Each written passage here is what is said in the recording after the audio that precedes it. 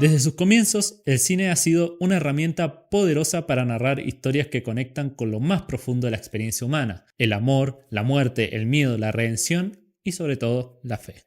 El cine religioso en particular ha acompañado la evolución del séptimo arte desde sus primeras imágenes proyectadas, convirtiéndose en un espejo donde distintas culturas han explorado sus creencias, sus dogmas, sus dilemas éticos, su relación con lo divino. Eh, pero hablar de cine religioso no es hablar de un solo tipo de película. A lo largo de más de un siglo, este tipo de cine ha mutado. Pasó de representar escenas bíblicas casi como cuadros vivientes a convertirse en un espacio de cuestionamiento, reflexión y búsqueda espiritual. En ese recorrido se han producido grandes epopeyas, relatos intimistas, polémicas provocadoras y obras que cruzan fronteras culturales y religiosas. En esta exposición haremos un viaje por la historia del cine religioso, desde sus orígenes en los albores del siglo XX, pasando por su época dorada, las rupturas de los años 60, las relecturas contemporáneas y las nuevas formas de narrar lo espiritual en un mundo cada vez más diverso y complejo. Un recorrido que muestra cómo el cine, además de entretenimiento, puede ser también un acto de fe, de duda y de redención. Bueno, primero arrancamos con los orígenes del cine religioso en el 1890 y en el 1920. El cine religioso nació casi al mismo tiempo que el cine mismo. Acá tenemos una imagen del cine en esa época donde mostraban el cinematógrafo. En sus primeras décadas, entre fines del siglo XIX y los primeros años del XX, el nuevo medio visual fue utilizado tanto como entretenimiento como con fines pedagógicos, morales y espirituales. La religión, especialmente el cristianismo, fue una de las temáticas preferidas por los pioneros del cine, no solo por su carga simbólica y emocional, sino también por la familiaridad del público con las historias bíblicas, lo que facilitaba la comprensión de las imágenes en un cine aún mudo y sin diálogos. Bueno, ahora un poco de contexto histórico y cultural. La época estaba marcada por una fuerte presencia de la iglesia en la vida cotidiana, especialmente en Europa y América, y las historias bíblicas eran conocidas por la mayoría de la población, lo que facilitaba su traslación al lenguaje visual. Además, el cine se concebía en esos años como un arte popular y masivo, lo que lo volvía ideal para difundir valores y doctrinas religiosas. Además, en este periodo el cine no era aún considerado un arte elevado, sino un espectáculo popular asociado a ferias y teatros. Por eso muchos religiosos y educadores vieron en él una herramienta eficaz para instruir al pueblo en valores morales y religiosos, especialmente en sectores con bajo nivel de alfabetización. Bueno, las primeras representaciones religiosas en el cine, ahora las vamos a explicar. Uno de los primeros en darse cuenta del potencial del cine para contar historias bíblicas fueron George Hadot y Louis Lumière. Ahí tenemos a Louis Lumière, que fue uno de los creadores del cinematógrafo con su hermano. Ellos filmaron la versión de La Pasión de Cristo en 1897. Muchas de estas primeras películas eran muy populares y se exhibían en iglesias y escuelas o salas comunitarias. Poner la siguiente imagen, Mati. Esta es La Pasión de Cristo de 1897. Por eso, una de las producciones también más ambiciosas y pioneras de esa época fue La Pasión de Jesucristo. Ahora sí, la siguiente. O sea, hay dos versiones, que una es la de 1897 y esta es la de 1903, dirigida por Lucien Nonguet y Ferdinand Seca, una especie de película reliquia que recreaba los episodios bíblicos con gran detalle escenográfico, utilizando el color porteñido de la película. Fue producida por la empresa Pathé y contenía más de 30 escenas cortas, cada una representando momentos como la Anunciación, el nacimiento, la crucifixión y la resurrección de Jesucristo. También es destacable From the Manager to the Cross, de 1912, dirigida por Sidney Olcott, para la productora Kalem. Esta película fue filmada en locaciones reales de Egipto y Palestina, lo que le dio una autenticidad que sorprendió al público de la época.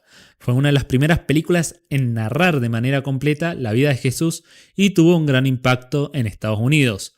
Su tono era reverente y respetuoso, buscando combinar el espectáculo cinematográfico con la catequesis visual. Bueno, las características estéticas y narrativas que había en esta época eran que, a medida que avanzaba la técnica cinematográfica, los relatos religiosos se volvieron más complejos y cinematográficos, incorporando el montaje, la iluminación dramática y los movimientos de cámara. El lenguaje simbólico era esencial. la cruz, la luz divina, la expresión del sufrimiento, todo debía ser fácilmente reconocible por un público que no escuchaba diálogos. Y bueno, esto también tuvo como una reacción en la iglesia. Las instituciones religiosas, especialmente la iglesia católica, se acercaron lentamente al cine. En un principio existía cierta desconfianza hacia el nuevo medio, pero con el tiempo se dieron cuenta de su potencial evangelizador. Algunos diócesis e instituciones comenzaron a promover o producir películas religiosas como una alternativa al cine profano. El Vaticano, por ejemplo, tardaría unas décadas más en involucrarse de manera más directa, pero ya desde este periodo comenzaban a surgir producciones aprobadas por autoridades eclesiásticas. Y bueno, esa fue como la parte del comienzo de la historia del cine. Ahora vamos a pasar a la parte que tuvo más fuerza, que era la era dorada del cine épico y religioso, que fue entre 1920 y 1960. Ahora sí la siguiente. Durante las décadas que van de 1920 a 1960, el cine religioso vivió su momento de mayor esplendor, especialmente en Estados Unidos y Europa, y esta etapa se caracteriza por la producción de grandes superproducciones bíblicas y épicas que, combinando espectacularidad técnica con relatos de fe y moral, conquistaron audiencias masivas.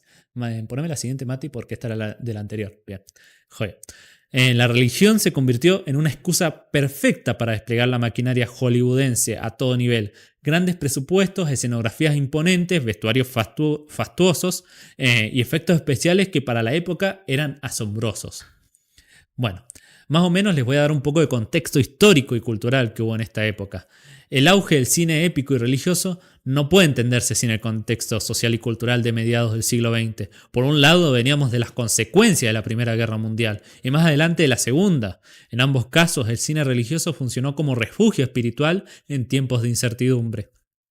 El público buscaba relatos que ofrecieran esperanza, fe, redención o simplemente una visión trascendente del mundo. En contexto, todo esto ocurrió en una época donde ya habían pasado bastantes guerras y la gente como que buscaba algo en qué creer, por así decir. Por eso en ese momento empezaron a salir, durante la época dorada del cine, donde empezaron a salir varios clásicos, también tuvo lugar el cine religioso. Pero bueno, en este lugar aparece un director que hizo ruido acá en esta época. Ningún nombre está más asociado a esta que el mismísimo Cecil B. DeMille, uno de los directores más influyentes de Hollywood en esa época. DeMille fue pionero en combinar el espectáculo visual con historias morales y bíblicas. Ya en 1923 dirigió una primera versión muda de Los 10 Mandamientos, que mezclaba una parte histórica de la vida de Moisés con una historia contemporánea que ilustraba la importancia de seguir los mandamientos. Pero, ojo, dirigió esta primera película, pero fue con Los 10 Mandamientos, su versión sonora y a color, que DeMille tocó el techo de su ambición. Los 10 Mandamientos de 1956, la que aparece acá en la imagen, que fue protagonizada por Charlton Heston, que hizo de Moisés, y Yul Brynner como Ramsés. Se convirtió en una de las más taquilleras de la historia hasta ese momento. La escena de la apertura del Mar Rojo es una de las más icónicas del cine y marcó un hito técnico que el film combinaba con efectos especiales innovadores, música dramática y una interpretación grandilocuente, todo al servicio de un mensaje profundamente moral y religioso. Más adelante tendríamos otra película, que aunque no narra una historia directamente bíblica, la siguiente película sí está profundamente influenciada por la figura de Cristo, que aparece de manera sutil pero simbólicamente poderosa. Ben-Hur, dirigida por William Wyler, también con Charlton Heston, se volvió un hito para la época. El personaje principal, Judah Ben-Hur, es un aristócrata judío que vive una historia de venganza, sufrimiento y redención, todo en paralelo con la historia de Jesús. La película fue un fenómeno, ganó 11 premios Oscar, récord que mantuvo por décadas, incluyendo Mejor Película, Mejor Dirección y Mejor Actor. Su famosa carrera de cuadrigas es considerada una de las secuencias más impresionantes jamás filmadas. Ben-Hur es un claro ejemplo de cómo el cine religioso se mezcló con la narrativa épica y se convirtió en entretenimiento de masas. Ya hablando de Los 10 Mandamientos y Ben-Hur, también hay otras películas destacadas de la época. Entre ellas están Quo Vadis, dirigida por Mervyn LeRoy, retrata el cristianismo primitivo en la Roma de Nerón y fue una de las primeras superproducciones en usar el color Technicolor y fue un éxito en taquilla también. Después tenemos El manto sagrado, o The Robe en inglés, dirigida por Henry Koster. Fue la primera película filmada en CinemaScope. Cuenta la historia de un soldado romano que presenció la crucifixión de Cristo y se convierte al cristianismo. Ahora más hablando, ya habiendo dado esos ejemplos de películas, quiero hablar un poco del estilo visual y narrativo que hubo en esta época. Estas películas se caracterizaron por el estilo grandilocuente, palacios, desiertos, multitudes, batallas, milagros. Acá hay una escena de Ben-Hur que es la escena de las cuadrigas, todo ese decorado que hicieron. La puesta en escena era teatral y espectacular. Los personajes hablaban con solemnidad, con frases bíblicas o filosóficas. El cine en CinemaScope, la música sinfónica y el uso del color ayudaban a crear una sensación de monumentalidad. En términos de estructura narrativa, muchas de estas películas seguían el modelo del viaje del héroe, como pasa con Ben-Hur. Un personaje que, tras atravesar pruebas físicas y espirituales, encuentra la redención o se convierte en un instrumento de Dios, como pasa con Moisés en los 10 mandamientos. Pero bueno, esta fue como la época más fuerte del cine religioso. Estas películas fueron éxitos en taquilla y tuvieron un fuerte impacto cultural. Se proyectaban en cines llenos, a menudo en fechas religiosas, Semana Santa, Navidad, y su influencia se extendía a la televisión, los cómics y la cultura popular. Sin embargo, también recibieron críticas por su enfoque idealizado, su falta de rigor histórico o por utilizar la religión como excusa para el espectáculo. Aún así, la era dorada del cine épico religioso dejó un legado visual y narrativo que hasta hoy perdura. Incluso directores más modernos han retomado esta estética monumental inspirada en los clásicos de los años 50. Este ha sido el cine de la época dorada, el cine religioso. Ahora vamos a pasar a las nuevas perspectivas y cuestionamientos. Acá es cuando ya empieza a decaer bastante el cine religioso, que es entre los años 60 y 80. Con el fin de la era dorada del cine bíblico, el mundo y el cine entraron en una nueva etapa. Las décadas del 70 y 70 estuvieron marcadas por profundos cambios sociales, políticos y culturales. Movimientos por los derechos civiles, la revolución sexual, la guerra de Vietnam, el cuestionamiento de las instituciones tradicionales, la iglesia incluida, y una creciente secularización de la sociedad occidental. En este contexto, el cine religioso ya no podía limitarse a mostrar la fe como verdad absoluta. El estilo grandilocuente y heroico de los años 50 comenzó a parecer ingenuo o desfasado ante una sociedad más crítica y compleja. El público ya no se conformaba con relatos de redención y milagros. Aparecen entonces películas que abordan la religión desde el conflicto personal, la duda espiritual, el simbolismo e incluso el escepticismo. Un ejemplo clave es el Evangelio según San Mateo, de Pier Paolo Pasolini. Esta versión neorrealista de la vida de Cristo, filmada con actores no profesionales, locaciones rurales italianas y estética sobria, fue revolucionaria. Su Cristo era un revolucionario que hablaba a los pobres y marginados, un profeta incómodo más que un héroe divino. Pero bueno, ese era el estilo que ya iban a tomar las películas a partir de ahí. Y la religión se empezaría a volver un símbolo y conflicto existencial en las películas. Otro enfoque típico de esta etapa es usar la religión como metáfora del vacío existencial. Un caso notable es Ingmar Bergman, director sueco que exploró la angustia espiritual en películas como Luz de invierno, donde un pastor en crisis de fe enfrentando al silencio de Dios en un mundo que parece abandonado.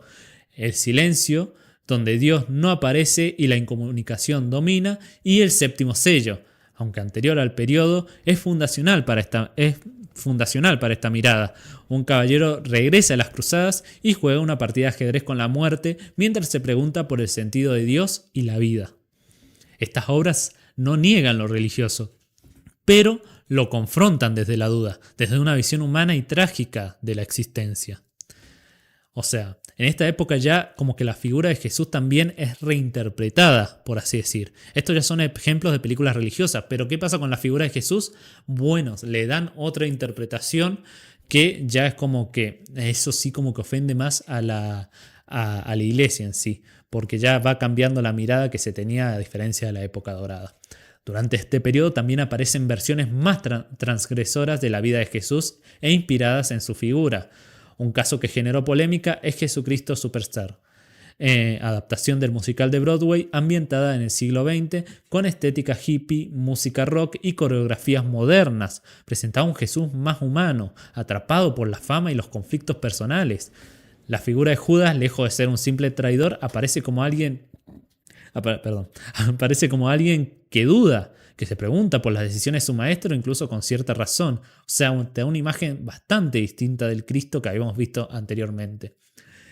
En la misma línea crítica y simbolismo, aunque no fue desarrollada en la misma época, se encuentra La última tentación de Cristo de Martin Scorsese, la cual fue escrita y desarrollada durante los años 70, basada en la novela de Nikos Kazantzakis.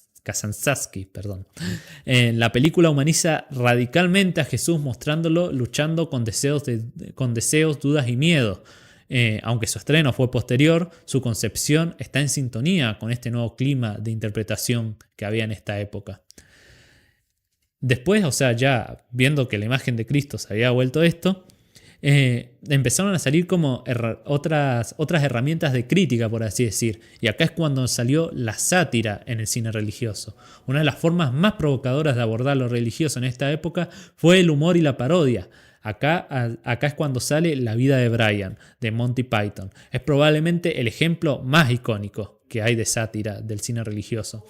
En ella, Brian nace el mismo día que Jesús y es confundido toda su vida con el Mesías. La película no se burla directamente de Cristo, sino de los fanatismos, las divisiones absurdas entre sectas, la burocracia religiosa y la necesidad humana de encontrar salvadores. A pesar de que muchos la consideran una sátira brillante, fue prohibida en varios países en su época. Entonces, ya teniendo en cuenta este cine que ocurre entre los 70, los 80 y los 60 un poco también, la idea de lo religioso en el cine se vuelve más compleja. O sea, acá se empiezan a explorar temas como el silencio o la ausencia de Dios, la culpa religiosa, la espiritualidad sin religión institucional, la crítica a la hipocresía de las jerarquías religiosas y la búsqueda de lo trascendente desde lo cotidiano. Este ha sido el cine religioso de los años 70 y esto ha sido lo que han querido explicar, totalmente alejado de la época dorada y de los inicios del cine. Después de esto ya llegamos a la parte del cine religioso contemporáneo que ocurre entre los años 80 y el presente. Desde los años 80, el cine religioso se desdobla en múltiples caminos. Por un lado, se mantienen algunas líneas tradicionales, como en la película de La Misión, la representación de figuras bíblicas o santos. Por otro lado, crece la propuesta de que abordan la fe desde una mirada personal, simbólica, existencial e incluso crítica. Además, con el auge del cine independiente en esa época, los avances tecnológicos y la llegada del streaming, el mensaje religioso se volvió más accesible y segmentado, dando lugar también a una industria cristiana más explícita y militante, especialmente en Estados Unidos. Pero bueno, veamos esta etapa con más profundidad. Acá es cuando Hollywood regresa a la épica con una película que hizo mucho ruido así en el espacio religioso porque es como que enfrentó todas las ideas religiosas que se tenía en Hollywood en la época actual, mejor dicho. Y se trata de la película del 2004 de Mel Gibson que revolucionó el cine religioso, La Pasión de Cristo. Una obra hablada en arameo, latín y hebreo que narraba con crudeza las últimas horas de Jesús. Fue un éxito en taquilla mundial, recaudando más de $600 millones y provocó intensos debates sobre su violencia gráfica, su enfoque teológico y sus posibles lecturas antisemitas. Sin embargo, marcó un antes y un después. Demostró que el cine religioso todavía podía movilizar masivamente las audiencias. Acá tenemos la imagen de La Pasión de Cristo, capaz muchos han visto una de las películas muy conocidas de esa época y como que iba muy en contra de la idea que tenían, que tiene Hollywood principalmente de la religión ahora mismo. Y es por eso que acá es cuando nace también otros movimientos cristianos empiezan a realizar películas y cosas así, y es cuando nace el cine cristiano evangélico, por otro lado. Esto ya era como más cine así católico, por así decir, y ahora como que se va más por el lado evangélico. Paralelamente, en Estados Unidos creció una industria de cine cristiano evangélico dirigida específicamente a creyentes practicantes, con un discurso moralizante y apelaciones explícitas a la fe. No suelen pasar por salas comerciales tradicionales, pero son exitosos en plataformas o lanzamientos limitados. Entre ellas se encuentran películas como Dios no está muerto y sus secuelas, El cielo es real, sobre un niño que asegura haber visitado el cielo durante una operación, y Desafiando gigantes o Reto de valientes, centradas en la superación personal, la familia y el deporte, con un fuerte mensaje cristiano. Estas películas suelen tener una narrativa binaria, que es la fe versus el mundo secular, y funcionan como herramientas de evangelización. Por más que hayan creado una comunidad sólida así de espectadores, son criticadas por su simplicidad ideológica. Y es por eso que muchas veces no se las han tomado en serio. Por otro lado, tenemos el cine espiritual e introspectivo que ha salido en esta época, que ese ya también es, a pesar de que muestre el lado del cine religioso, también toca mucho el tema de la duda así, religiosa. A contramano de lo anterior, también florecieron propuestas más introspectivas, donde lo religioso no aparece de forma doctrinaria, sino como una búsqueda interior, pregunta existencial o experiencia trascendente. Ejemplos notables son Silencio, basada en la novela de Shusaku Endo, relata la experiencia de dos jesuitas perseguidos en el Japón del siglo XVII, dirigida por Martin Scorsese. Aborda el silencio de Dios, el sufrimiento, el martirio y la fe que sobrevive a pesar de la apostasía externa. Después tenemos A Hidden Life, basada en la historia real de Franz Jägerstätter, objeto de conciencia austriaco basada en la historia de Franz Jägerstätter, que fue un objetor de conciencia austriaco durante el nazismo, una reflexión profunda sobre la fe como resistencia silenciosa. Y después, por último, tenemos Fear Reformed, un pastor protestante interpretado por Ethan Hawke, que entra en crisis espiritual y existencial ante la destrucción del planeta, el vacío de la fe institucional y su propia desesperación. Estas películas ya no buscan evangelizar, sino explorar el misterio de la fe, la culpa, el sacrificio, la vocación o el abandono divino. Por eso es que se alejan bastante a la épica que había antes en las películas religiosas. Y también, aparte de esto, ya hablando de cine religioso, también tenemos la parte del documental. En las últimas décadas también creció el interés por los documentales y biopics de figuras religiosas o espirituales. Acá ya empiezan a aparecer en documentales como El Camino, basada libremente en una niña vinculada al Opus Dei, que mezcla realidad, fantasía y crítica a los discursos religiosos institucionales. Poneme la siguiente, Mati. Eso. Ahí está la película El Camino. Y por otro lado tenemos For a Greater Glory, también conocida como Cristiada, sobre la guerra cristera en México y el conflicto entre iglesia y Estado. El streaming también permitió la creación de series religiosas de alto nivel, como es The Chosen. Esta me olvidé de poner imagen. Una reinterpretación moderna de la vida de Jesús y sus apóstoles con una mirada más cercana y humanizada. O sea, ya se apuntó más también a la parte del documental y el streaming, ya que las superproducciones de Hollywood de cine religioso no funcionaban, la gente empezó a crear sus propias películas de religión. Pero bueno, después de esto empieza a suceder otra parte que es ya como la crítica brava hacia la religión, que es la denuncia y los escándalos dentro de la iglesia. Un subgénero contemporáneo muy fuerte que aborda los abusos e encubrimientos dentro de las instituciones religiosas. Algunos ejemplos claves son la famosísima ganadora del Oscar también, que es Spotlight. Retrata la investigación periodística que reveló los abusos sexuales encubiertos por la iglesia en Boston. Siguiente, Mati. Ahí tenemos Spotlight. Y después por otro lado tenemos Doubt, que es un duelo actoral entre Meryl Streep y Philip Seymour Hoffman sobre la sospecha de abuso en una escuela católica.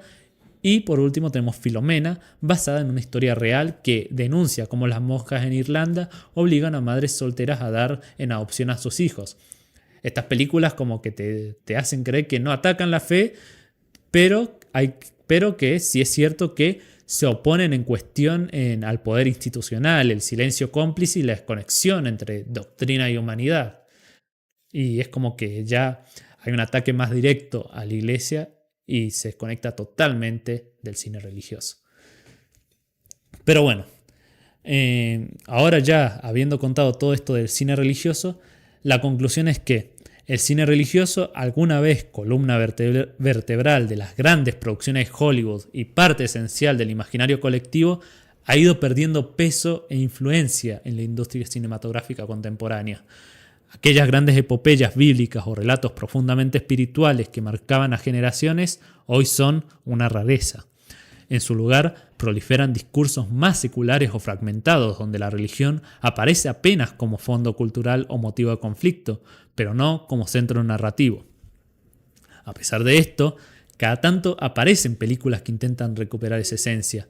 Hacksaw Ridge, dirigida por Mel Gibson, es uno de los pocos ejemplos recientes que logra transmitir un mensaje religioso poderoso sin caer en el panfleto, centrado en la figura real de un objetor de conciencia que luchó en la Segunda Guerra Mundial sin disparar una sola bala y guiado por su fe. Para Hacksaw Ridge, traducido, es Hasta el último hombre, que muchos lo habrán visto, con Andrew Garfield. Y después también tenemos la de Fathers 2 o Padres 2, protagonizada por Mark Wahlberg. También rescató el espíritu de redención y transformación a través de la fe, aunque su recorrido fue más silencioso y lamentablemente pasó casi desapercibida para el gran público. Películas como estas son excepciones en una industria que rara vez apuesta por historias religiosas sin ironía o cinismo. Mel Gibson ha demostrado ser uno de los pocos cineastas actuales capaces de abordar lo espiritual con una fuerza narrativa, visual y emocional que remite a los grandes relatos del pasado. En sus obras hay dolor, redención, sacrificio y sobre todo una búsqueda sincera por mostrar lo trascendente. Tal vez hoy el cine religioso ya no convoque multitudes ni se imponga en las carteleras como antes, pero sigue teniendo algo que decir, porque más allá de credos, instituciones o dogmas, este cine nos recuerda que el arte puede ser también un puente hacia lo invisible, lo eterno y lo profundamente humano. En tiempos como la Semana Santa, cuando tantas personas se replantean el sentido del sacrificio, la fe y la esperanza, vale la pena volver a mirar estas películas con otros ojos, no solo como relatos sobre santos o mártires, sino como historias que nos invitan a creer, aunque sea un rato, que hay algo más allá de nosotros, algo que como el buen cine no necesita ser explicado, solo sentido.